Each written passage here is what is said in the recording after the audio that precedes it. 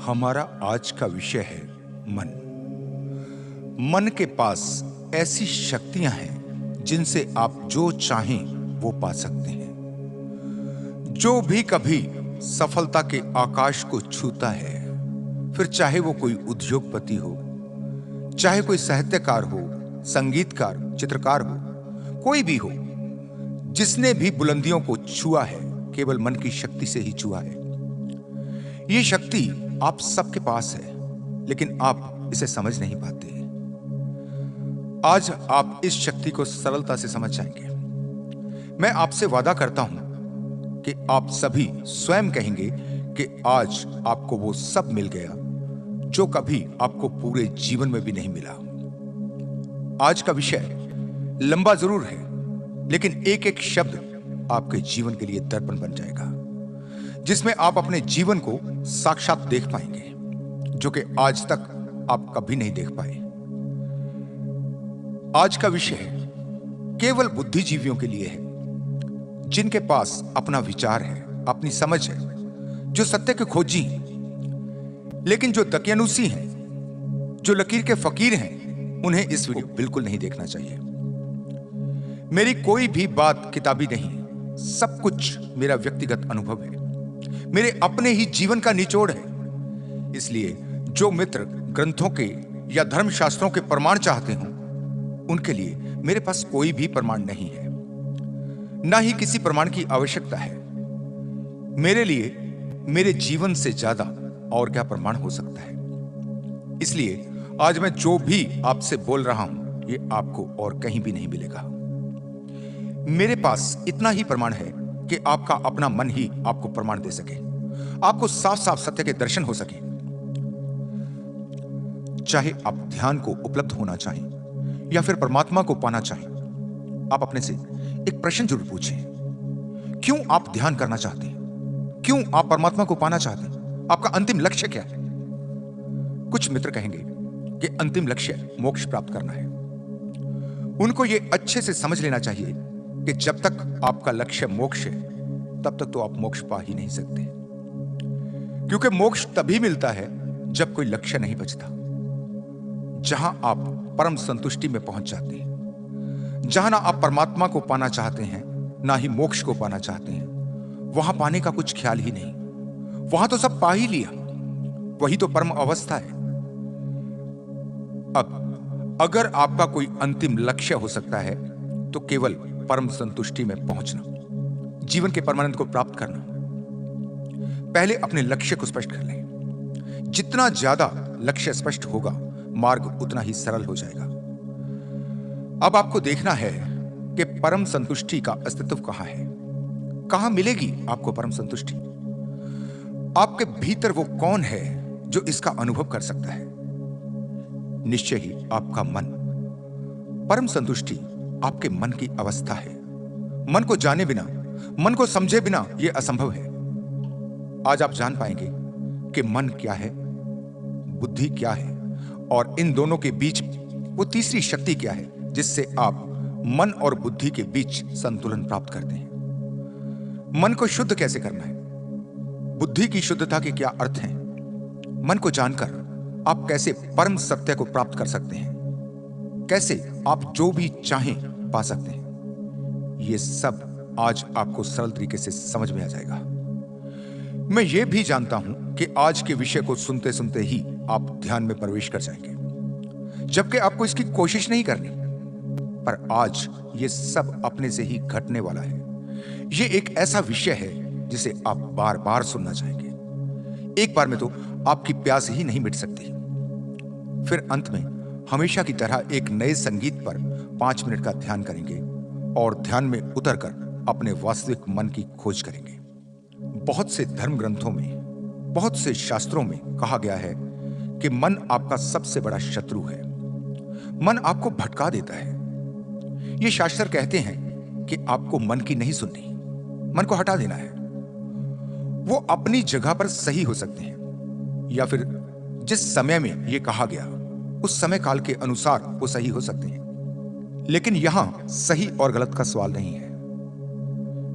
यहां आपको समझना होगा कि अगर आप मन के विरोध के रास्ते पर चलना चाहते हैं तो आपको पहले अपनी जांच करनी पड़ेगी। क्या आप में इतनी शक्ति है कि आप मन का विरोध कर सकें? क्योंकि मन का विरोध वही कर सकता है जो अत्यंत शक्तिशाली हो। जैसे आदिगुरु शंकराचार्य कहते हैं कि परमात्मा को पाने का या मोक्ष को पाने का एक ही मार्ग है, वो है ज्ञान। ज्ञान से उनका अर्थ ऐसा नहीं कि जैसे आप समझें कि जो मैं आपको बता रहा हूं, आपको समझा रहा हूं, या जो ग्रंथों में दिया गया है उनके अनुसार यह ज्ञान नहीं है। ज्ञान है कि आप जान लें, आप अनुभव कर लें कि आप एक आत्मा हैं, आप शरीर नहीं हैं। आत्मा को जानने के लिए आप हिमालय की गिरती हुई बर्फ में निर्वस्त्र खड़े रहें। आपको सर्दी का पता भी नहीं चले, क्योंकि सर्दी तो आपके शरीर को लगती है, आत्मा को सर्दी नहीं लग सकती। या फिर आप तपती हुई गर्मी के दिनों में मरुस्थल में निर्वस्त्र लेट सकें, जलती हुई रेत आप पर कोई प्रभाव ही नहीं डाले। अगर आप इस रास्ते पर चलना चाहते हो तो पहले आप अपनी समर्थ को जांच लें। करोड़ों में भी एक आदमी खोजना मुश्किल है जो इतनी कठिन तपस्या कर सकता हो। वास्तव में आपके मन की हालत ऐसी है कि जितना ज्यादा कठिन मार्ग होता है उतना ही आपको भरोसा आता है, उतना ही लगता है कि परमात्मा को पाने के लिए कठिन तपस्या जरूरी है। आप कभी सोच भी नहीं पाते कि एक ऐसा भी मार्ग है जो बिल्कुल सरल है, जिसमें कुछ भी मुश्किल नहीं, जिस पर चलकर कोई भी वहां पहुंच सकता है जहां कठिन साधना करने वाला पहुंचता है। यह मार्ग है मन के साथ सहयोग करना, मन को मित्र बनाना। अगर आप मन को अपना सबसे बड़ा शत्रु मान लेंगे तो मन तो 24 घंटे आपके साथ है। जब 24 घंटे शत्रु आपके साथ हो तो क्या आप सहज हो पाएंगे? क्या आप शांत हो पाएंगे? हर पल शत्रु साथ हो तो आपको हर पल लड़ाई करनी पड़ेगी, हर पल शत्रु से सावधान रहना पड़ेगा। आपका पूरा जीवन अशांत हो जाएगा। अब आपको यह भी समझना होगा कि मन शत्रु क्यों है। उसका केवल एक ही कारण हो सकता है, क्योंकि मन अशुद्ध है। अगर मन शुद्ध हो जाए तो यही मन आपका सबसे प्यारा मित्र बन जाएगा। आपके विरोध में नहीं, आपके सहयोग में हो जाएगा। इससे ज्यादा वफादार मित्र आपका कोई दूसरा हो ही नहीं सकता। आप जरा कल्पना करें कि आपके जीवन में कितनी सहजता और कितनी शांति होगी। एक सबसे प्यारा मित्र हमेशा आपके साथ है। फिर दूसरी बात कि अगर आप परमानंद को पाना चाहते हैं तो कैसे पा सकते हैं? किसी भी आनंद को पाने के लिए एक ही तरीका है कि आपका मन जो भी कहे आप वही करें। आप अपनी मन मर्जी से जिए। इससे ज्यादा और क्या संतुष्टि होगी? ना कोई समाज की अड़चन हो, ना कोई धर्म अड़चन बनता हो। आप ऐसे जी सकें जैसे कि आप जीना चाहते हैं। आप वो सब कर सकें जो आप करना चाहते हैं। इसमें आप जीवन के हर आनंद को जान सकते हैं। लेकिन फिर ऐसा क्या होता है कि आप मन के साथ एक नहीं हो पाते? आप क्यों अपनी मनमानी नहीं कर पाते? इसे थोड़ा समझें। आपके सभी विचार आपके मन में ही पैदा होते हैं। जब तक विचार आपके मन में हैं, तब तक वो ना तो अच्छे होते हैं ना ही बुरे होते हैं। वो केवल विचार होते हैं। वहां अच्छे और बुरे जैसा कुछ भी नहीं। लेकिन आपकी बुद्धि आपको बताती है कि ये विचार सही और ये विचार गलत, कोई विचार अच्छा और कोई विचार बुरा। बुद्धि हमेशा ही आपके मन के विरोध में रहती है। आपका मन करता है कि जैसे कहें कि आप कहीं जाना चाहते हैं, लेकिन बुद्धि कहती है कि नहीं, वहां जाना ठीक नहीं होगा। आपका मन जो भी करना चाहता है, बुद्धि उसमें अड़चन बनती है। जहां जहां आप देखोगे, आप पाओगे कि बुद्धि हमेशा ही आपके मन में टांग अड़ा रही है। ऐसा बहुत कम होता है कि मन और बुद्धि एक हो जाए। 24 घंटे इन दोनों के बीच एक लड़ाई है और आप हमेशा एक द्वंद्व में घिरे रहते हैं। आप समझ नहीं पाते कि आप मन की सुने या बुद्धि की। यही आपके जीवन में सबसे बड़ी अशांति को पैदा करता है। यह कुछ ऐसा है जैसे किसी घर में कलह का वातावरण हो तो वहां शांति कैसे रह सकती है? वहां कुछ भी ठीक कैसे हो सकता है? बस यही आपके साथ हो रहा है। आप थोड़ा ख्याल करें तो आपको समझ में आएगा कि आपके मन की सारी शक्ति यहीं नष्ट हो रही है। आपको यह भी समझना पड़ेगा कि आपकी बुद्धि आपके मन का विरोध करती क्यों है। विरोध का कारण है भय। कोई भी डर, समाज का डर, प्रतिष्ठा का डर, किसी खतरे का डर, कोई भी डर।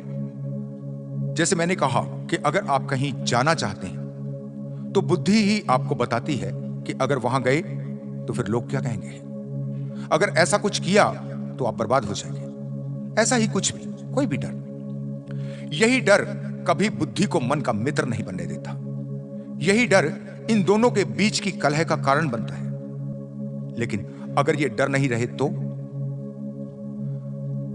आपने देखा होगा कि अक्सर नशे में व्यक्ति ऐसे ऐसे जुर्म कर देता है जो कि अगर वो होश में होता तो शायद नहीं कर पाता।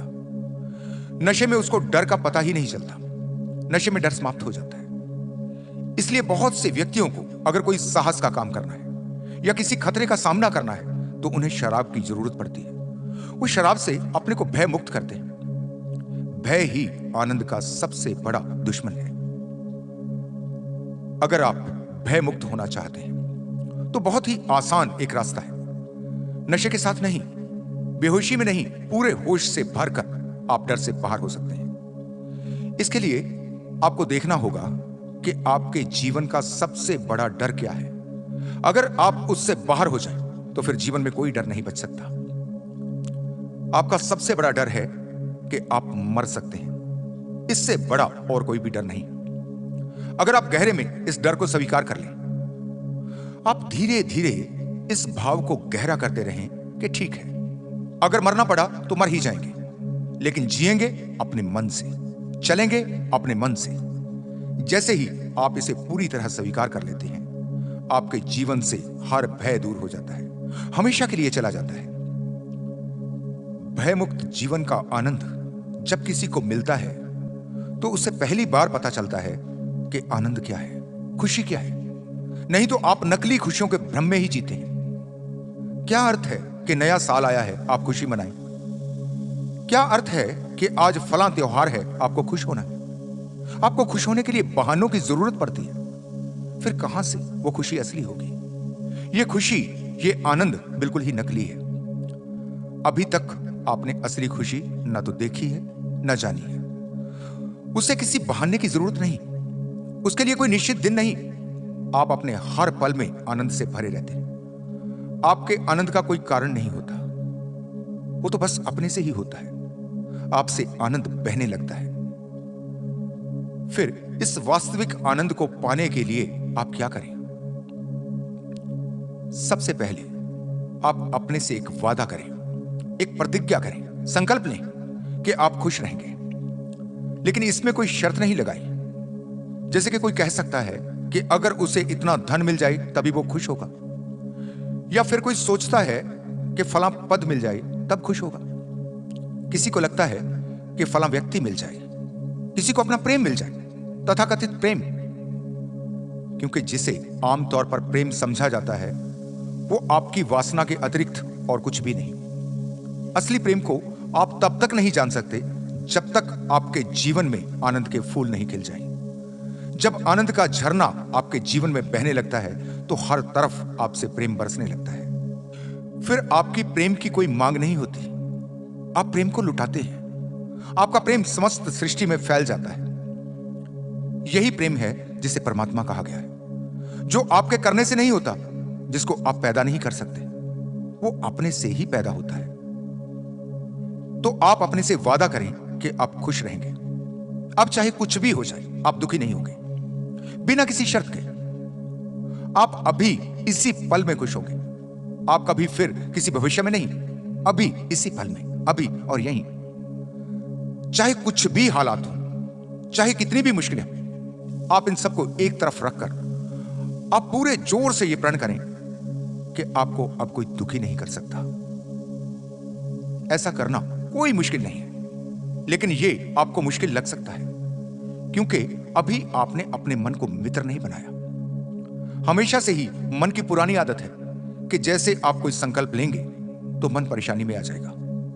वो तरह तरह से आपको समझाएगा कि ऐसा कैसे हो सकता है, भला इतनी मुश्किलों के बीच में, इतने दुखों के बीच में कैसे खुश रहा जा सकता है? यही तो मन का खेल है। जैसे ही आप कोई भी संकल्प लेते हो तो मन को लगता है कि बस अब वो गया काम से। मन को अपनी मौत दिखाई देती है। मन की चालाकी को समझना बहुत जरूरी है।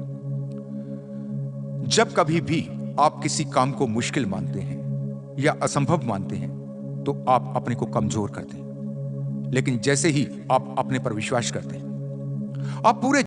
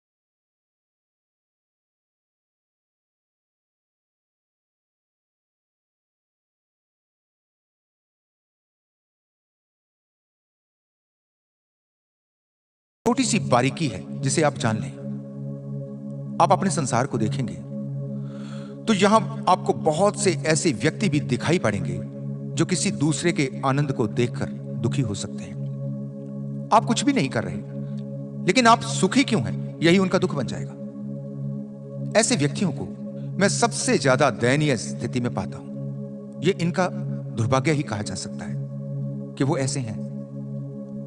ये वो लोग हैं जो दुखी रहने की कला को जानते हैं। ये किसी भी कारण से दुखी हो जाएंगे। जैसे कि आप खुश होने का, सुखी होने का अभ्यास कर रहे हैं, इन्होंने दुखी होने का अभ्यास किया है। कोई कारण हो या ना, ये अपने दुखी होने का कारण खोजने में अत्यंत माहिर है। सो इनसे कुछ लेना देना नहीं। आपका सुख अगर किसी के दुख का कारण बनता है तो निश्चित ही कारण आप नहीं, इसकी कोई फिक्र नहीं करनी। अब जरा आप एक ऐसे मन की कल्पना करें जो खुशी से भरा है, जो आनंदित है, जिसका होश पूरा जागा हुआ है। इतने आनंद से भरा हुआ व्यक्ति किसी को दुख पहुंचाएगा, यह बिल्कुल ही असंभव है। आप वही तो दूसरे को दे सकते हैं जो आपके पास है। देने के लिए आपके पास होना तो चाहिए। आपके पास जब कोई दुख बचता ही नहीं तो आप दूसरे को कैसे दुख दे सकते हो? जब आप आनंदित होते हो तो आप किसी दूसरे के दुख को भी नहीं देख पाते। अगर कोई उदास बैठा है, आप तुरंत उसे उठा लेंगे। आप चुटकियों में उसकी उदासी समाप्त करने के योग्य हैं। आप कहेंगे कि अरे आप क्यों उदास हैं? आओ झूमो, नाचो मेरे साथ, आओ मिलकर गीत गाएं। आप आनंद का सागर बन जाते हैं। चारों तरफ आपसे आनंद बहता है जो सभी को आनंदित करने में सक्षम है। फिर आपको देखकर, आपके जीवन को देखकर न जाने कितने ही लोगों को उनका मार्ग मिलने लगता है। ऐसा कौन है जो दुखी रहना चाहता? आपका आनंद सभी को अपनी तरफ खींचता है। आपसे पूछते हैं लोग कि इतनी मस्ती आई कहां से? वही नाम खुमारी नानका चढ़ी रहे दिन रात। ये कैसा नशा है, ये कैसी खुमारी है जो कभी समाप्त ही नहीं होती। इतनी मस्ती में जो उतर गया, अब उससे कभी दुख नहीं निकल सकता, उससे कभी कुछ बुरा हो ही नहीं सकता। वही तो है जो परम संतुष्टि को पा लेता है। फिर आप इससे पूछो कि परमात्मा को पाना चाहते हो, तो वो कहेगा कैसा परमात्मा? परमात्मा तो अब मेरा जीवन ही हो गया, अब कहां बाहर के परमात्मा को खोजना? यही व्यक्ति अहम ब्रह्मास्मि का अनुभव कर सकता है। वो कहेगा कि अब तो मैं ही ब्रह्म हूं, अब तो सब कुछ अपने ही भीतर पा लिया। फिर इससे पूछो कि मोक्ष तो जरूर चाहते होंगे, ये तो हंसेगा। ये तो कहेगा कि अब कैसा मोक्ष, जब कोई बंधन ही नहीं बचा, जब कुछ भी नहीं रहा तो कैसी मुक्ति? उससे ज्यादा मुक्त और कौन हो सकता है? मोक्ष तो इसके जीवन में घट गया, अब तो कुछ पाने को बाकी ही नहीं बचा। परम संतुष्टि और मोक्ष भले ही ये दो अलग अलग शब्द दिखाई देते हो, लेकिन वास्तव में ये एक ही है। अगर कोई चाह बची, चाहे फिर वो मोक्ष की ही चाह क्यों ना हो, तो परम संतुष्टि कैसे हो सकती है? अगर परम संतुष्ट हो चुके हैं तो फिर कोई चाह कैसे बच सकती है? जीवन में जो भी भय है वो मन की अशुद्धता का कारण बनता है। मन को होशपूर्ण होने में रुकावट है। फिर चाहे वो परमात्मा का डर हो, चाहे कर्म और कर्मफल का, इससे कोई फर्क नहीं पड़ता। कभी आपको कर्मफल से डराया जाता है, कभी परमात्मा से डराया जाता है ताकि आप डर कर अच्छे कर्म करें। लेकिन यह समझ बिल्कुल भी गहरी नहीं, यह उथली उथली समझ है, ना समझिए। मन में तो सब चलेगा। आप कर्मफल से डरकर बुरे कर्म से रुक भी गए तो क्या अर्थ है? मन तो अशुद्ध रहा। फिर दूसरी तरफ जब आप बिल्कुल निडर हैं, कोई किसी किस्म का भय आप में बचा नहीं, मन पूरे होश से भरा है, होशपूर्ण मन से कभी कोई गलती हो ही नहीं सकती। उसे कोई जरूरत नहीं कि वो अपने को रोक के। शुद्ध मन की स्थिति में किसी अशुद्धता की कोई संभावना ही नहीं। अब जैसा कि मैंने शुरू में आपसे कहा कि आकाश की बुलंदियों तक आप अपने मन की शक्ति से पहुंच सकते हैं, यहां आप स्वयं ही देख सकते हैं कि जब आपका मन और आपकी बुद्धि एक ही दिशा में, तो कितनी ऊर्जा आपके पास है। वही ऊर्जा जो इन दोनों के टकराव से नष्ट हो रही थी, अब दोनों के सहयोग से, दोनों के प्रेम से इतनी विकसित होने लगती है जिसकी आप कल्पना भी नहीं कर सकते। आपका भौतिक जीवन, आपकी सफलता, अब ये सब आपके लिए बच्चों का खेल है, क्योंकि मन होशपूर्ण है। इसलिए आप सभी सुख सुविधाएं तो प्राप्त करेंगे, लेकिन कभी भी आप किसी पागलपन की दौड़ का हिस्सा नहीं बनेंगे। धन आप कमाएंगे, लेकिन कभी धन कमाने का पागलपन पैदा नहीं होगा। आप समझ जाएंगे कि धन जीवन के लिए खर्च करना है, जीवन को धन के लिए खर्च नहीं करना। जैसा कि आप जीवन में देखते हैं, कितने ही लोग धन को इकट्ठा करने के लिए अपने जीवन को निकृष्ट कर लेते हैं, जीवन को खराब कर लेते हैं, जीवन के संतुलन को नष्ट कर लेते हैं। होशपूर्ण व्यक्ति के जीवन में पूरा संतुलन होता है, अपूर्व शांति होती है, परमानंद होता है और परम संतुष्टि होती है। वो प्रकृति से उतना ही लेता है जितनी उसकी जरूरत है। आज ध्यान के लिए जो संगीत मैं आपको दे रहा हूं, उसका नाम X4 है, X4 है। आज के ध्यान में आप पूर्ण मौन में उतरें। यह संगीत आपके मन को भी मौन करने में सक्षम है।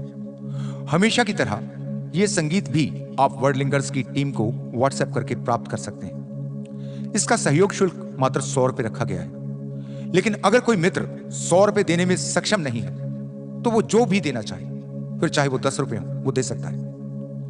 ध्यान रहे, ये 100 रुपए ध्यान के संगीत की कीमत नहीं है, प्राइस नहीं है।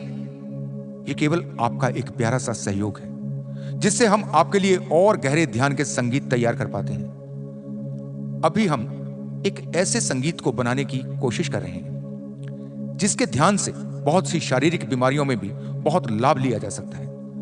खास करके वो बीमारियां जो आपके मानसिक तनाव से पैदा होती हैं। डिप्रेशन, ब्लड प्रेशर, डायबिटीज या लकवा जैसी बहुत सी बीमारियों को ठीक किया जा सकता है, अगर हम मन के गहरे तल पर काम कर सकें, मन की अशांति को दूर कर सकें।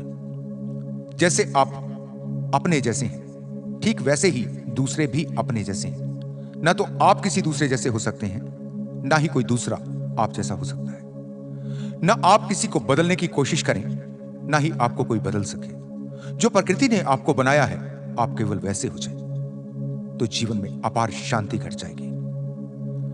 आप अपने मन और बुद्धि को समझने में सक्षम हो। मन और बुद्धि दोनों के बीच के होश को जगाने में सफल हो। अपने होश को जगाकर परम संतुष्टि को प्राप्त करें। परमात्मा आपके जीवन में उतर जाए, आपके जीवन का रूपांतरण हो जाए। इसी मंगल कामना के साथ आज मैं आपसे विदा लेता हूं। आप आज के संगीत के साथ 5 मिनट के ध्यान में उतरें। धन्यवाद।